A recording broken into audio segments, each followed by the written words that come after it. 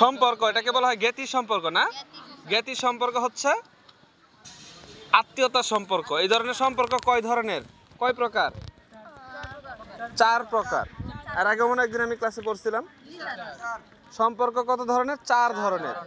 একটা হচ্ছে কি, প্রথমে সম্পর্কটা হচ্ছে কি জ্ঞাতি, আত্মীয়, রক্ত সম্পর্কীয় জ্ঞাতি। রক্ত সম্পর্কীয়, যে আমরা আত্মীয় বলি, যার সাথে আমার রক্তের সম্পর্ক আছে। এটা হইতে পারে বাবা মার সাথে, কাকার সাথে, মামার সাথে, খালার সাথে, ফুফুর সাথে। আমাদের সম্পর্কটা কি? রক্ত সম্পর্কীয়। দ্বিতীয়ত হচ্ছে বৈবাহিক সম্পর্ক। বৈবাহিক সম্পর্কের ভিত্তিতে যে ধরনের আত্মীয় সংগঠিত, সেটা হলো কি বৈবাহিক জ্ঞাতি। যেমন হতে পারে কি, বাবার মায়ের বিয়ে হলে বাবা যখন আমার মায়ের বাপের বাড়ির দিকের লোকজনের সাথে আত্মীয় হয়, সেইগুলো হচ্ছে কি বৈবাহিক ভিত্তিতে আত্মীয়। এদের সাথে কি আমাদের তাদের রক্তের কোনো সম্পর্ক ছিল না। এটাকে বলা হয় কি বৈবাহিকের সম্পর্কের ভিত্তিতে কতগুলো সম্পর্ক তৈরি হয়, সেটা হচ্ছে কি বৈবাহিক জ্ঞাতি। তারপর হচ্ছে কি কাল্পনিক সম্পর্ক। কি ধরনের? কাল্পনিক সম্পর্কটা কি?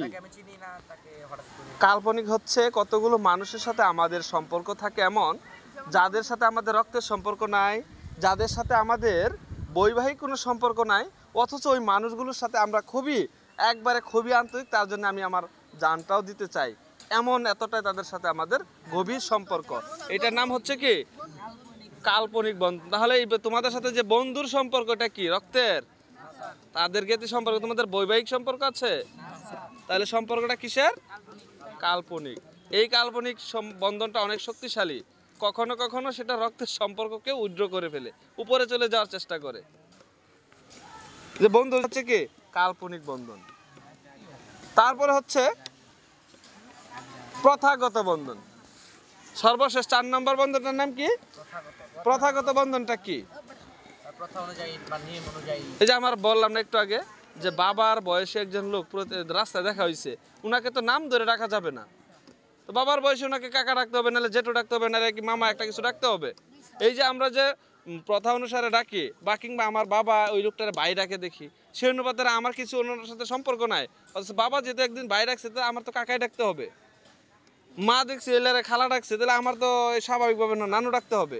এই যে আমরা শুনে আরেকজনটা দেখে যখন আমরা যে ধরনের সম্পর্কে আমরা জড়িত হই, সেগুলো হচ্ছে কি প্রথাগত সম্পর্ক। মনে থাকবে?